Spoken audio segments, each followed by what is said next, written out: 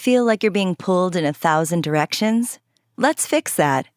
Download your free rebalancing toolkit and learn how to design an optimized week that lets you feel like you have it all. Get the goods at brilliantbalance.net/have-it-all.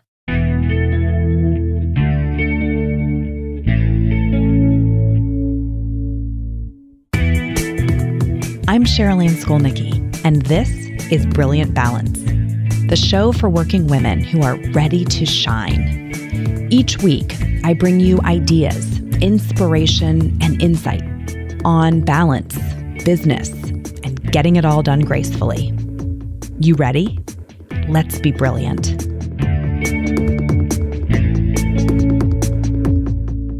Hello and welcome. You're listening to episode 49 of the Brilliant Balance podcast. And here we are rolling into October and the last quarter of the year.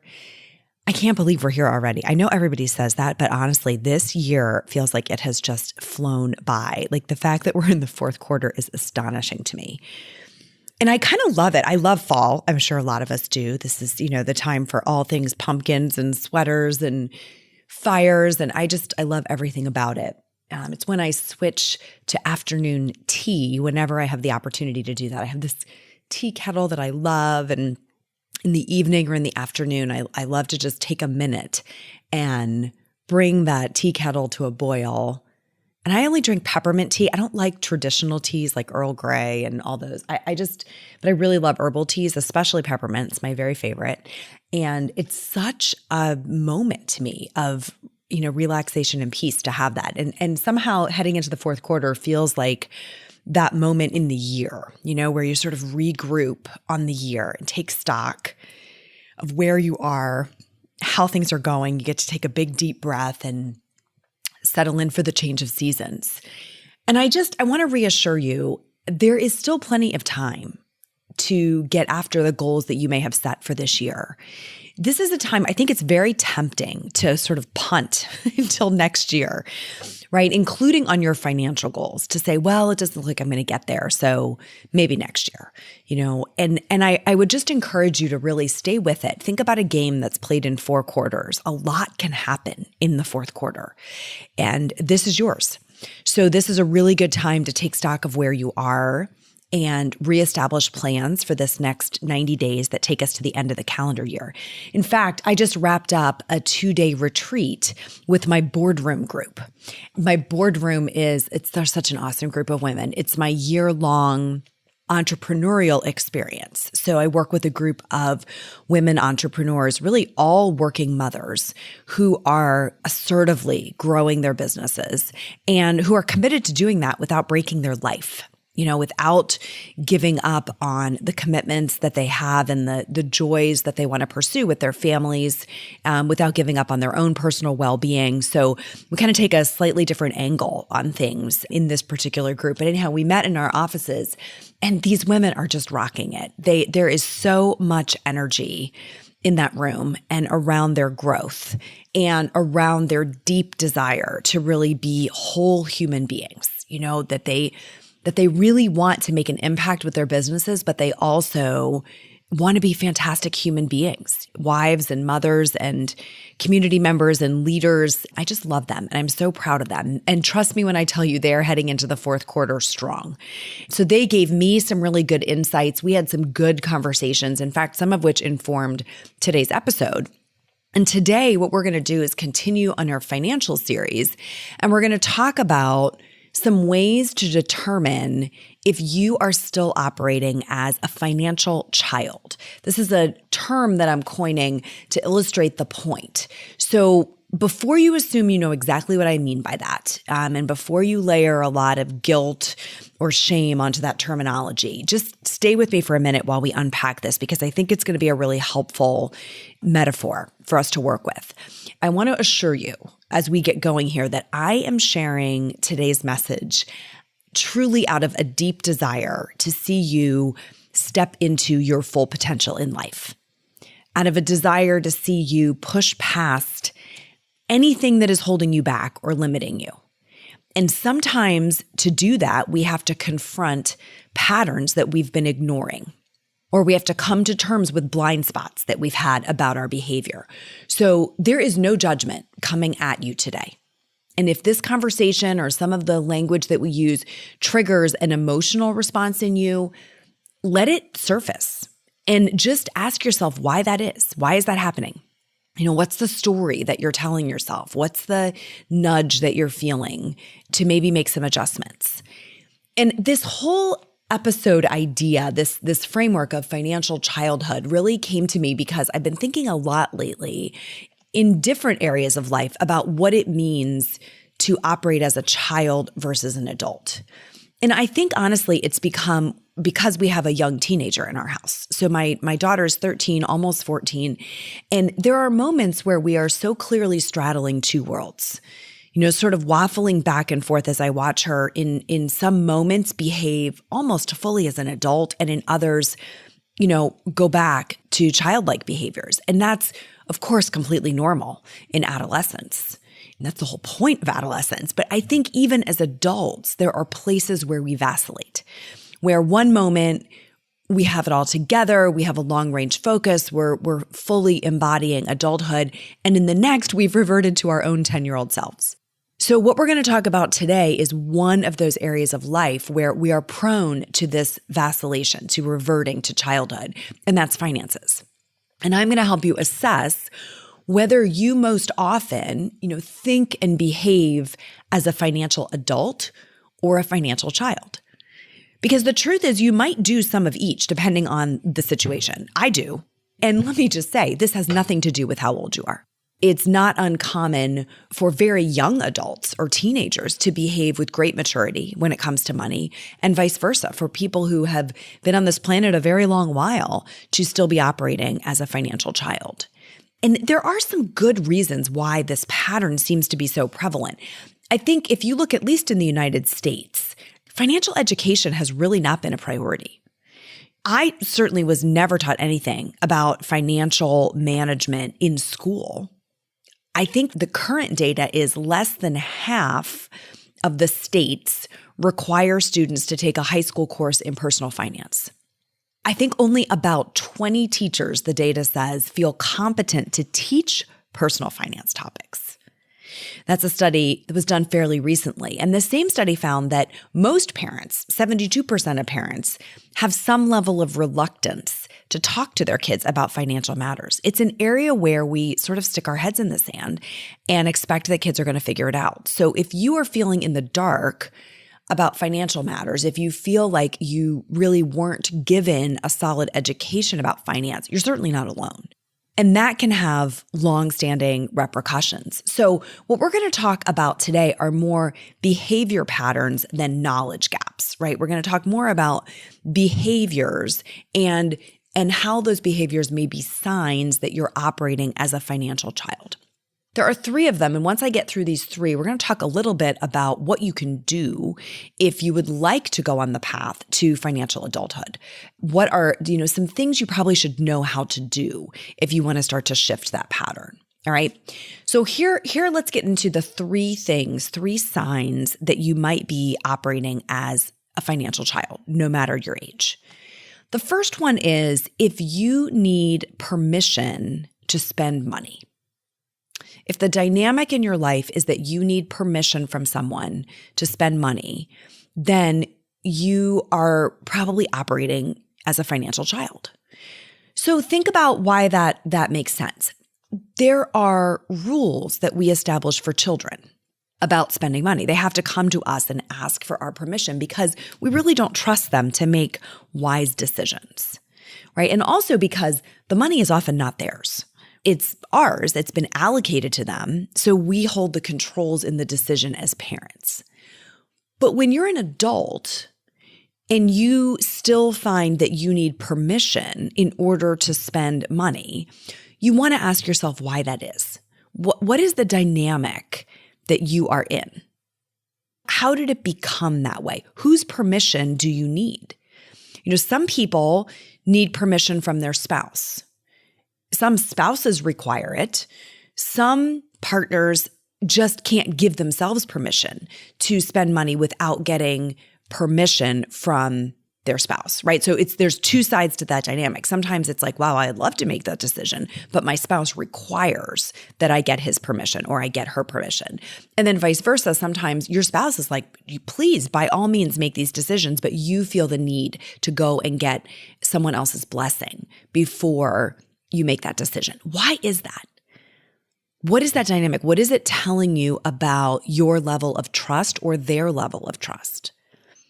How did it get that way, right? What's the source of that pattern? And are you comfortable with it?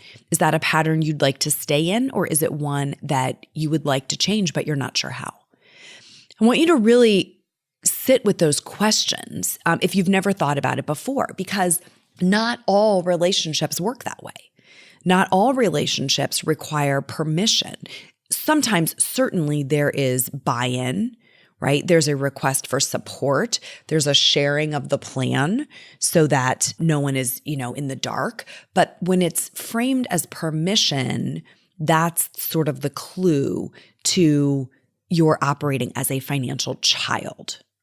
So that's the first one. If you notice that you need permission from someone else in order to spend money, it's a clue that you're operating as a financial child.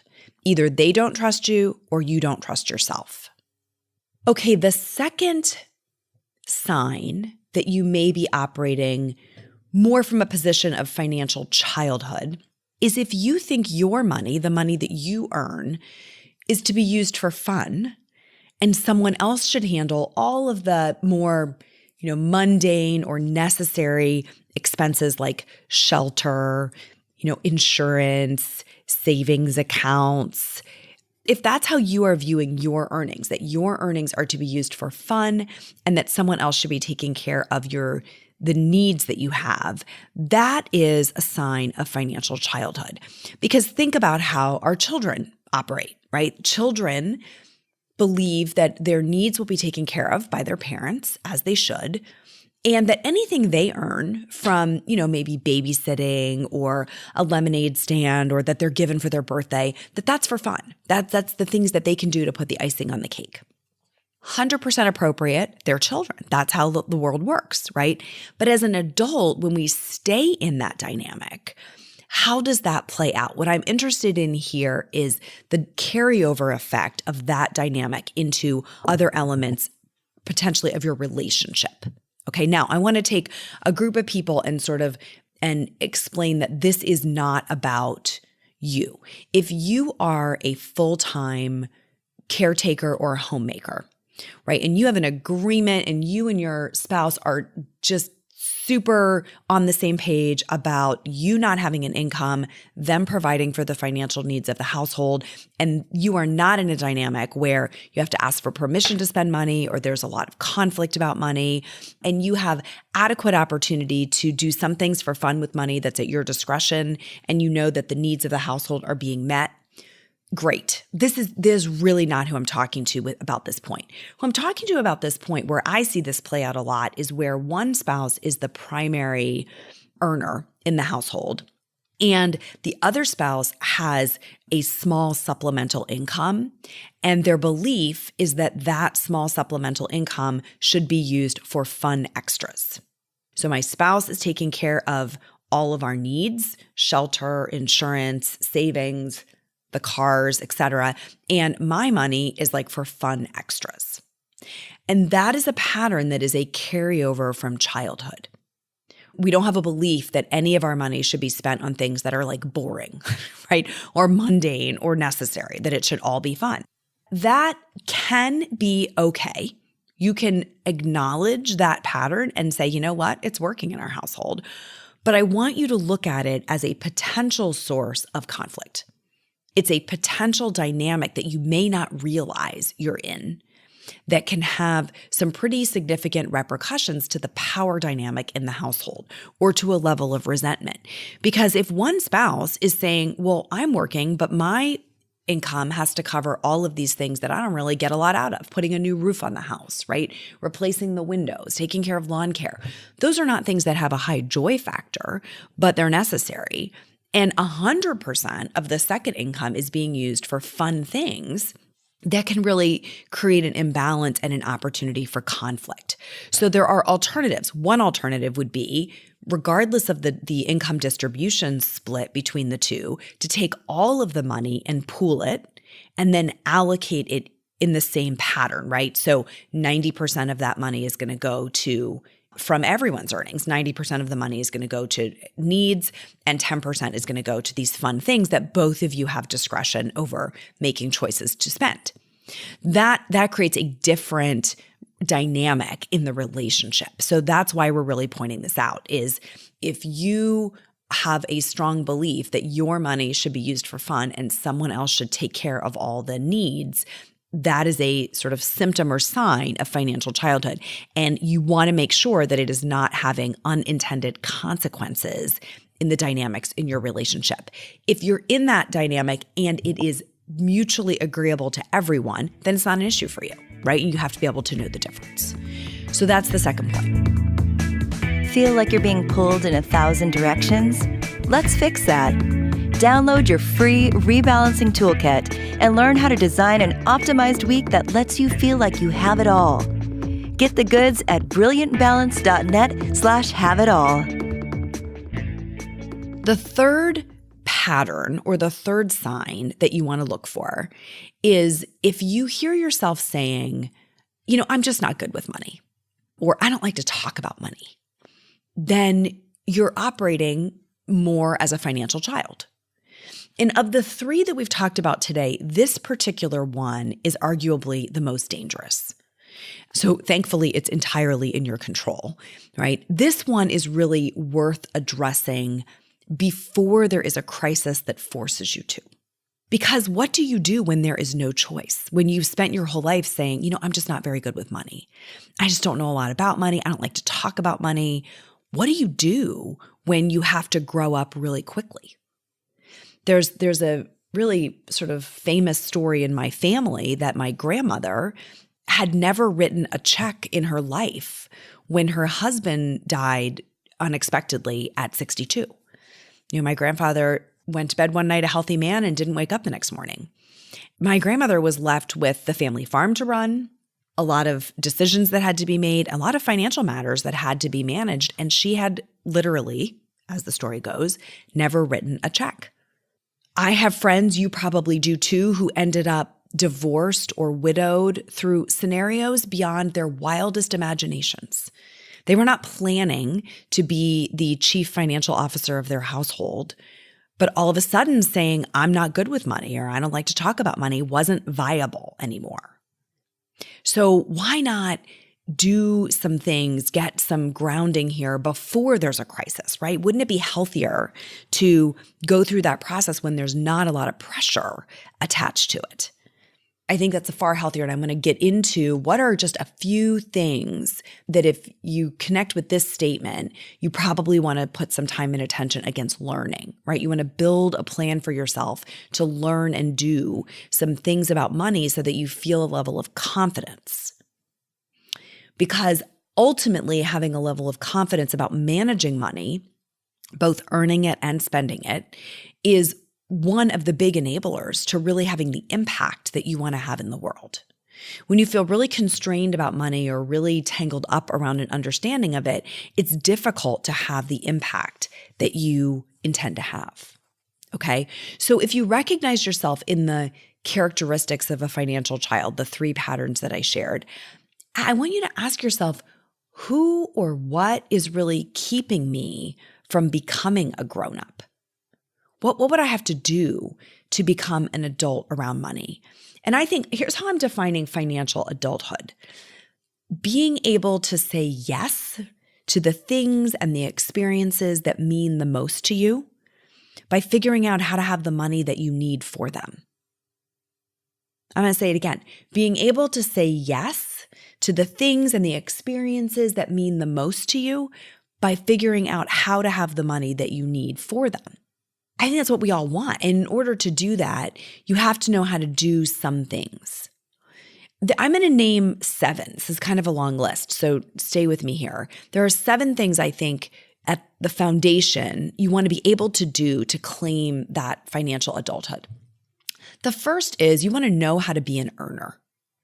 Okay, you want to know how to earn an income. It doesn't matter how big it is, but there's this notion of being able to earn money when you want to that opens up possibilities for you. So when you feel constrained and tight about money and you feel like you don't have enough and you can't get to it, focusing on being an earner is the first step toward adulthood.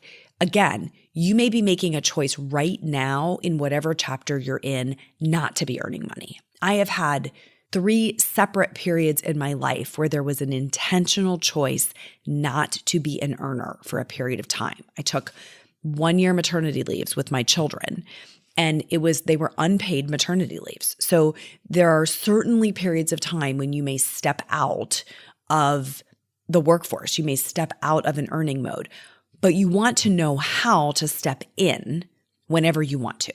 Okay, so it's the knowledge of knowing and having the confidence that you can earn an income when you want to that opens up possibilities. The second thing you want to have is you want to have a bank account in your name. So if you don't already have a bank account, you want to get one, right? You want to know how to open an account and how to manage that account. Probably a checking account, maybe a savings account, maybe an emergency fund, but you want to have access to funds. I have watched women end up in situations where they could not get access to money because they did not have a bank account in their name. Make sure you have this. Okay. Third thing is you want to know how to pay the bills.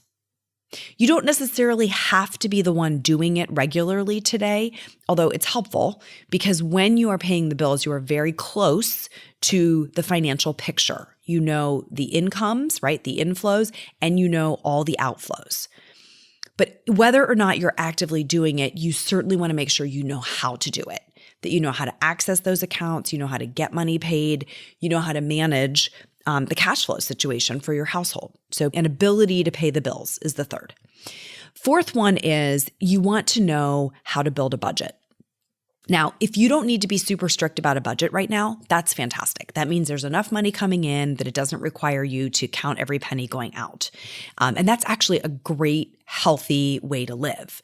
You can live within a loose construct of a budget, but you have to have the skill of how to build a budget, understanding kind of your monthly income as a household, your ongoing expenses, your episodic expenses, the ones that might happen once a year or once a quarter that you might want to be accruing money for, like insurance payments or tuition or taxes, right? You want to understand how does the money flow in and out of your household, and that is what we call a budget.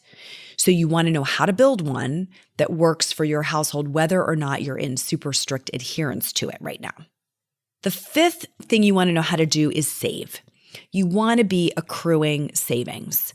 I think we would all agree one of the hallmarks of adulthood is delayed gratification, the ability to wait to get what you want.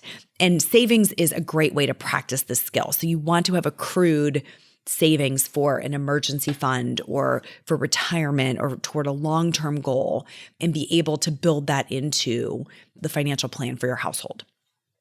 The sixth one is about credit. You need to be able to use credit well and know your credit score, right? So having a good credit score will serve you remarkably well throughout your life. It gives you access to money when you need it. So you want to get familiar with it now. You want to know how to pull like a free credit report. There are a number of sources that do that, like credit.com is one of them, like annualcreditreport.com. There are a number of these websites where you can get a free credit report at least annually. And you really want to understand what's affecting your credit score. And then you want to start building your credit. So, having a credit card and using it well will really help you continue to have access to capital when you need it, right? So that looks like having a card, but paying off the balance monthly when the bills come in. You want to keep your credit score moving in the right direction because, again, it's a great protection so that you have access to money when you need it. And then the last piece, which I think really scares a lot of people, is you want to know how to invest. You want to understand what an investment is and how to make them and the various types of them. Because without investments that grow over time without some of your money being allocated to working for you through an investment, it's just too hard to get ahead financially.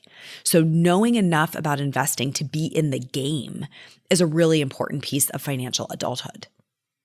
And we're going to talk more about investment in an upcoming episode, but I think that's kind of the pinnacle of these 7 steps to financial adulthood. I'm going to recap them here. The first was be an earner, then have a bank account in your name, pay the bills, know how to pay the bills, know how to build a budget, save, right? Emergency funds, retirements, long-term goals. The 6th one is use credit wisely and know your credit score. And the 7th is know how to invest. So those elements are what are going to help you stop saying, I'm just not good with money. If you can do those things, guess what? You are good with money, right? Those are the outcomes of being in a good place with money, having a level of skill and capability in managing your money. They're going to make it easier for you to talk about money because you'll have the vocabulary, right? You'll understand the principles around which money operates. And those other 2 patterns that we talked about today that you want to be aware of that could indicate that you are, falling back into financial childhood is if you need permission to spend money, if you have kind of deemed your money as being for fun and someone else's money as being to handle all of the necessities, that would be the 3rd pattern of potentially being in financial childhood. So we've covered a lot today to help you assess where are you on that spectrum. And I think the most important thing is what do you do with it? Let's say you come through listening to today's episode and you have this realization that you are operating as more of a financial child than an adult. This is an absolutely fantastic time to decide, are you willing to let that go on? What is it costing you to be operating as a financial child? Are you okay with the outcomes that is creating in your life, or do you want to make a change? And if you want to make a change, those 7 steps that I outlined are really the basics of what you want to learn how to do in order to go on that path to financial adulthood. Because when you go on that path, the way you see the world will change. The possibilities that you see available to you will look different when you have that knowledge. This is something that I want for everyone. I want it for my children. As they move toward adulthood, these are very important principles that we really want everyone to have. And I know they've made a huge difference in my life. One of the things that gives me reassurance and confidence in the future is my knowledge of those 7 things that I shared today. Being in a position where I've walked through that path and it puts you on such solid ground to be able to build a future. And one of the biggest enablers that we didn't spend a lot of time on it today is that notion of being an earner. So the next time we're together, in the next episode, we'll do the 3rd segment of this financial series. And that's what we're going to talk about. We're going to talk about income. And we're going to help you decide if you've maxed out your income potential or if you have room to grow. Hint, you probably have room to grow. But I think so many people are really constricted by feeling like there is no more money available to them. And because of that, there's all this limitation and constriction happening. And we're going to move that discussion into something that feels a lot more expansive in our next episode. So we covered so much ground today, everybody. If you have something to add to this discussion, if you had a realization about your own life, or if you see a pattern that maybe I missed that I did not talk about today, I would love to hear from you. Please join me in the Brilliant Balance Facebook group, which is where we're having a lot of these discussions, and post your thoughts. I'd really love to hear your perspective on this and some ideas on things that we all can do to continue on the journey to financial adulthood. Till next time, my friends, let's be brilliant.